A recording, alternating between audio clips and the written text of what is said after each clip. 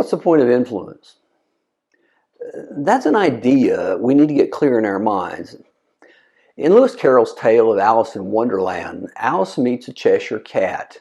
She's lost, she's confused, she's kind of dejected, so she asks for directions. And the cat asks her a very simple question: where are you going?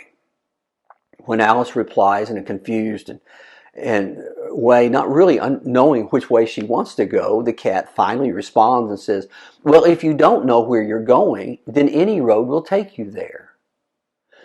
What that means is we can stumble into the right outcome with influence, but it's not likely. We have to get the outcome clear, the ultimate reason we're doing what we're doing, what we really want to have happen with influence before we start. If not, we won't get people truly coming to the place God wants them. We'll just remake them into an image of ourselves. So what do we need to do? What are we really trying to do with influence? Much of what has been discussed in this class, the attitude and character of influence, has cleared the water some. But we need to get something very clear and very much on the table, because it's so misunderstood about influence. Influence is not the same as manipulation.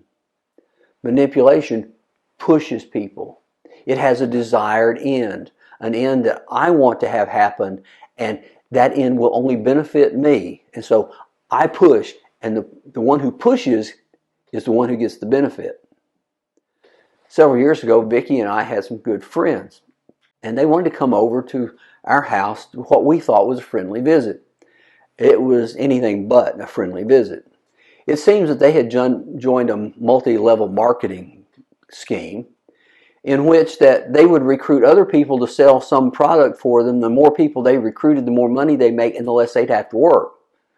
It was the classic thing Mark Twain described in Tom Sawyer. It was like getting other people to whitewash the fence for you, but you getting the credit and the money.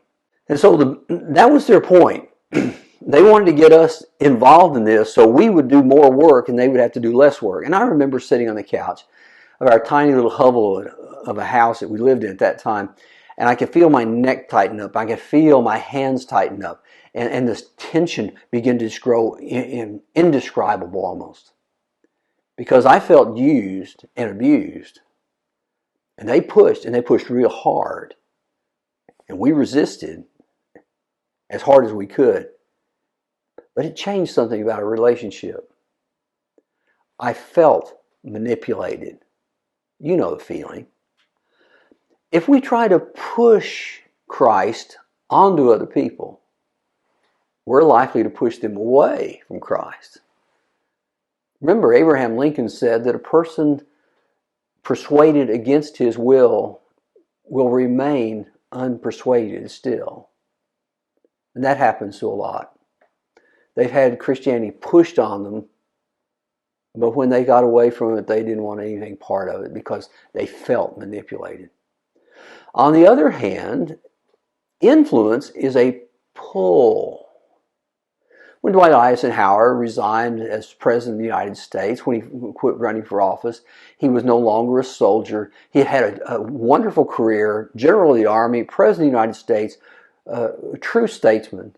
He retired to a farm in Gettysburg, Pennsylvania, and there CBS News wanted to do a profile of him after his retirement. And as they talked in the rolling meadows of Gettysburg, the interviewer asked him a question. What is your secret to leadership? Well, he thought for a moment, and he began to fish around in his pocket, and he drew out a string. And he put the string on the table and began to push it with his finger. And you know what happens when you try to push string. It goes wherever it wants to go, and it never goes where it needs to go. And then he reached out and he put his finger on the end and he pulled it toward him. And it grew taut and came the direction it needed to come. That, he said, was the secret of leadership. You pull people toward you, not push them toward something else. One of the things that we need to understand about influence presents Christ in a way that makes him and the message attractive. They want to seek his life. They want to know who he is. They want to know what he wants. And it kind of takes us out of the equation. We're just letting them gravitate to the message of the gospel. And influence gives them a possibility of what life is like with Christ and lets them decide for themselves. Well, what then is the purpose of influence? This kind of influence that pulls people, that encourages them to come rather than pushing them to come. Well, let's look at a case study. There's a truth that's very apparent, and that is we learn more from watching something happen than from having someone describe it. So let's do that for a moment this morning. Let's go to John chapter 12, because in it we see two men who have this place of influence. Jesus has entered his final week of his life, and his fame at the raising of Lazarus has just exploded, much like spark and dry stubble. And people flocked to see him. And now, as Passover was approaching, he makes the triumphal entry into Jerusalem. And the throngs of pilgrims came, wanting to see this man who has raised another from the dead, who had been dead and in the tomb for 3 full days. But in John 12, we meet some other people who have come for this feast, probably proselytes, but they were not the Jewish insiders. They weren't the kind of pilgrims that anybody would usually have. It says they were Greeks. They were the ones who, they talked differently. They came from a different background. And even though they may have been proselytes to the Jewish faith, they were never going to be Jewish. That was the difference. And so the crowds crushed against Jesus, hoping to see some great sign that he does or hear some word of wisdom. And so we pick up the story in John 12 and verse 20. Now among those who went up to worship at the feast were some Greeks. Now they come and they have a request. And they don't know what to do with it. And so they find one of Jesus' disciples. And so verse 21 describes, so these came to Philip, who was from Bethsaida in Galilee, and asked him, Sir, we wish to see Jesus. They want to see Jesus. Well, doesn't everybody that's there? But they went to Philip, one of those disciples that are kind of on the periphery. We don't hear very much about them. They're there, they were chosen, but they're not one of the inner circle of the three, of Peter, James, and John. But they come to Philip. Why Philip? There must have been something about him. We don't know what it is. We met him one other time. Back in one of our lessons, we looked at John chapter 1. In John 1, Philip heard John the Baptist preaching about Jesus being the Messiah. And Philip was excited. He went to his skeptical friend Nathanael and said, we have found the one who is to come, Jesus of Nazareth. And you remember that Nathanael just kind of tossed that off, Nazareth. What, can anything good come out of that place? Philip didn't argue with him. Instead, he said, come and see. That's the same Philip here. We meet again. And here, he has people come to him. The Greeks ended up with Philip, and we don't really know why. Maybe there's something in his demeanor, his nonverbals that were open, and they lacked the usual Jewish resistance and prejudice that the Greeks always felt. But they wanted to see Jesus. And if you want to see Jesus, you find someone who already knows Jesus. At least that was their thinking. So what should Philip do? Well, we know what he does, because in verse 22 it goes on to say, and Philip went and he told Andrew, and Andrew and Philip went and told Jesus. Philip found another disciple, Andrew. Now, there's another fascinating intersection. We met Peter's brother before. It was also in John chapter 1. That is when he too hears the preaching of John the Baptist about the identity of Jesus, and he goes to his brother and says, we have found the Christ. Come and see. So in this small section, we see two men who, in normal circumstances, just kind of fade into the background. but they are introducers. Men who knew Jesus so well that people would come to them to see Jesus. See, the passage's principle is very simple. When people want to see Jesus, they seek out someone who already knows Jesus. What then do we do? As we influence others for Christ, what's our point? How do we get to the ultimate outcome that people see Jesus because we know Him? Well, along the way of life's journeys, we always decide we need to find some ways to keep us on track. We'll use signs, and the signs on the side of the road say, here's your destination, here's the mileage to the destination, and arrows will point, go this way. Those are usual things in our society. We know those things very well. But in the same way, we have three signs, three arrows that point us to the ultimate destination of our influence, of how to get to where we really want to go. When people want to see Jesus, what do Jesus' followers do? Well, first, they point. One of the pivotal passages we've been using through this study comes from the mouth of Jesus Himself in the Sermon on the Mount, Matthew chapter 5, 14 to 16. You are the light of the world. A city set on a hill cannot be hidden. Nor do people light a lamp and put it under a basket, but on a stand, so that it may give light to all the house. And in the same way, let your light so shine before others, so that they may see your good deeds and give glory to the Father who is in heaven. Now, we focus most of our conversations on being the light of the world, so that people can see, but we don't ask the question, see what?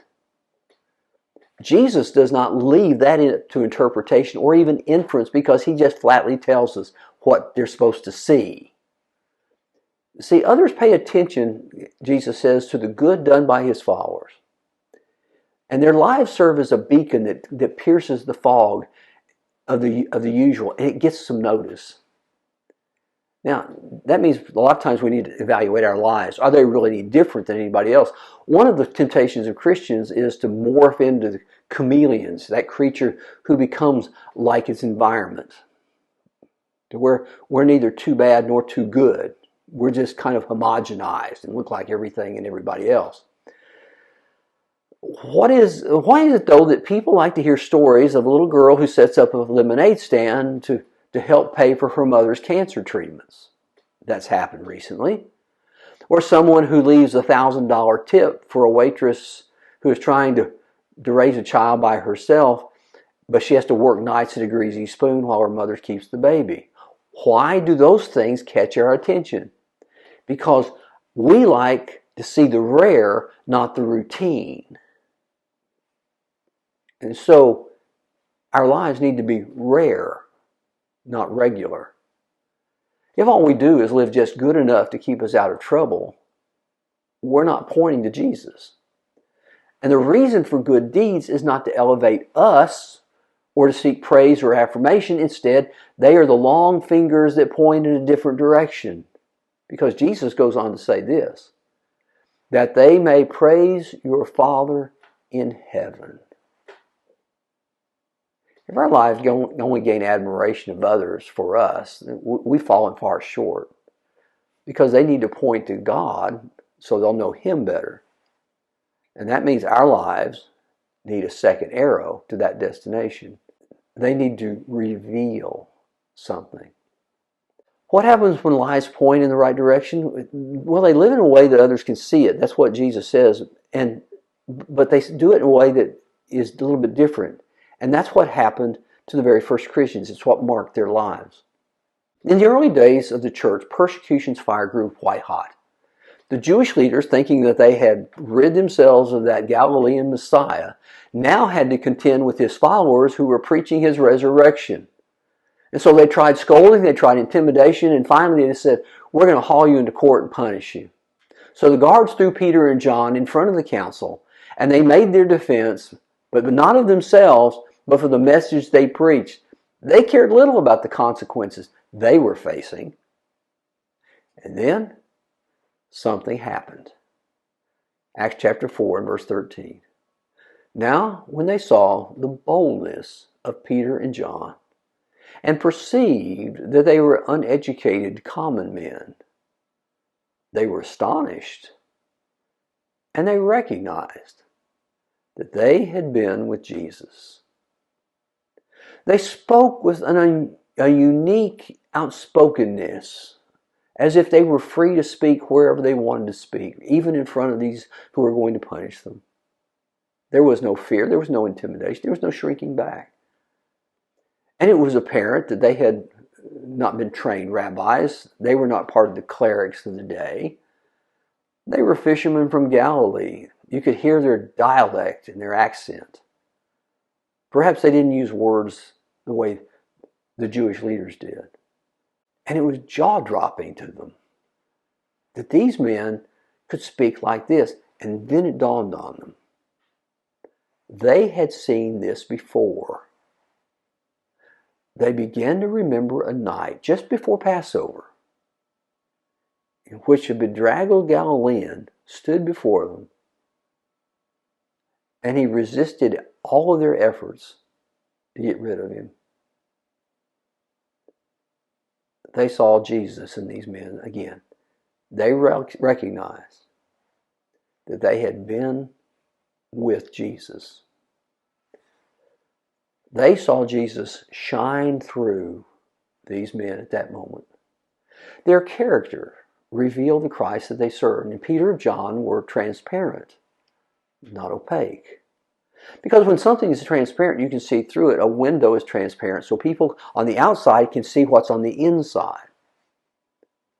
When others watch our lives, do they see us, or do they see Jesus the Christ? Too many times, I'm afraid, we stand in the way and say, "Look at me, look at me, look at me." Remember in our lesson on the attitudes of influence, we mentioned that servants don't take the credit. And they're good with not having the credit. And so the question is, are you able and willing to show Christ enough in your life to where people disregard you? Because the highest compliment for a Christian is that others ignore them, but remember the Jesus that they showed them. But that means, in order to reveal that, we have to do something else. We have to develop. Most of this sounds pretty overwhelming. How can I let Jesus shine through my life because I'm not that good, I'm not perfect, I'm not ideal? None of us are. Instead, we're developing day by day. Paul recognized that. He recognized it himself. His influence was based upon him being influenced. He told the Corinthians about dealing with personal freedom. And he said in 1 Corinthians 11 and verse 1, "Be imitators of me as I am of Christ." Now, he lifts a word that we know quite often in our society. It becomes the English word mimic. It's a person who copies the words and behaviors of another. In fact, the word disciple, learning, can also have that same connotation because disciples would watch the master do everything. Many times they would watch how he held his fork, and they'd hold their fork the same way, thinking there was some secret in everything that they did. But we also know in our modern society, in almost every family, siblings will at some point play a game called Shadow, in which one of them, to a very irritating point, mimics and apes everything, every word, every action, every facial expression. And the other person finally gets so tired of seeing themselves portrayed back to them, they go, "Stop it. I don't want to see that anymore." In one sense, that's what Paul was telling the Corinthians to do. Watch what I do. Speak as I speak. Act as I act. If you don't know what else to do, look at Paul. He'll show you how. Now that seems like a contradiction. we've already said that we don't want others to see us but see Christ. So, but now it seems like we're saying, now look at what we're doing so you can see Christ. It sounds contradictory. Now, it would be, but except for human nature. And in human nature, people do what they see. It's what they copy. They do what they see, not what they're told. That's what children tend to do. And that's how we learn anything, whether it be a baby trying to walk or when a new employee enters a company and they are assigned to shadow someone, so they learn how that job is supposed to work. The difference is what Paul says in the back half. He is also mimicking Christ. He is developing along with the Corinthians. He's a step in front of them, but he is following someone and they are following him. And as long as he is following Christ, they will get a good model to follow. He sets the correct pattern because he lets Christ set the pattern for his own life. When I was a teenager, I played in the school band, and there was a daily ritual that took place. The first chair's responsibility of the day would be go to the mechanical tuning device, take his horn, and blow the pitch, and he would tune his instrument to the ideal pitch. And then when he was done, he would go back to his section, and they would play a pitch. He would play the pitch, and everybody else would tune theirs against his pitch. And that's what Paul's talking about here, that everybody was in tune because they're all pitching to the same note. See, Paul instructs that we're all in tune with the same spiritual pitch because Jesus sets the tone, and then he would set his life according to it, and then they would set their life according to Paul. As long as the more mature harmonize with the master, the less mature can harmonize with that person. All of us can find the spiritual pitch using that model. And it forces us to confront a question. Am I developing more and more into the image of Christ? The only concept that most people ever get of Jesus is not what they're going to read. That's the second one they'll get. The first one they'll get is the one you and I present to them. And if we're not developing into the image of Christ, they at best will get a skewed view of what the Christ is like. So do you spend enough time tuning your life to the life of Jesus so that others can, when they watch you, can tune in to how you do what you do? Because as we develop, so do others. For this series, we've come to the end. However, the journey is really just beginning. Inevitably, there's a simple concept of influence, and it's this. When we live, people need to see Jesus, not us. Jesus draws people to him. He gives them life that they need. We are but the conduit through which the message flows. People need to see Jesus the Christ in the way that we live so that they can become followers too. So let me ask you some questions. What does your life point to? Is it aimed at God's power or your own importance?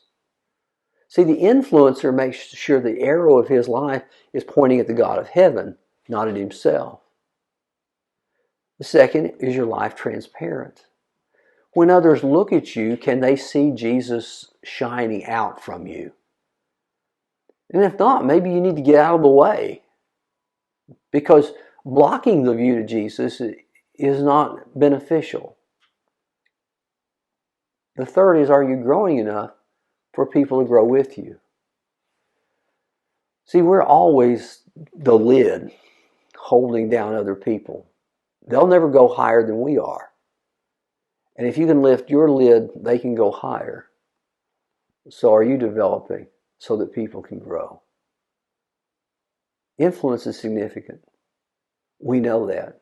All you have to do is make a comparison of two men who lived at the same time but had far different results in their lives. One was the great Puritan preacher Jonathan Edwards. Edwards was paired, if you will, by a man named Max Jukes, who was a hard-drinking profligate. Both of these men lived at the same time, a few decades before the American Revolution. They both had roughly the same number of descendants, around 1,000, but they had far different outcomes because of the way they lived their lives. The story is told about the influence of each on the coming generations. For Jonathan Edwards, if you look at his family tree as it unfolds above him, it presents us with his offspring. 439 of them became ministers. 85 became university professors. 13 became university presidents. 7 became U.S. congressmen. And 1 became a vice president. But what about Jukes? If you look at his life and the way he lived it and the effect it had on other people, here's what you find. Of all of his descendants, 300 of them were imprisoned. And his family listed among their number 190 prostitutes, as well as 680 alcoholics. And whether those details can be verified or not, who knows? But what we do know is that godly influence changes people. So that's what we're trying to do. That's our task. That's our mission, to be shining lights among a world of darkness. The question is, will we be able to penetrate the gloom? Thank you for joining me. I've appreciated you being with this series, and next week we'll begin with a new series of studies.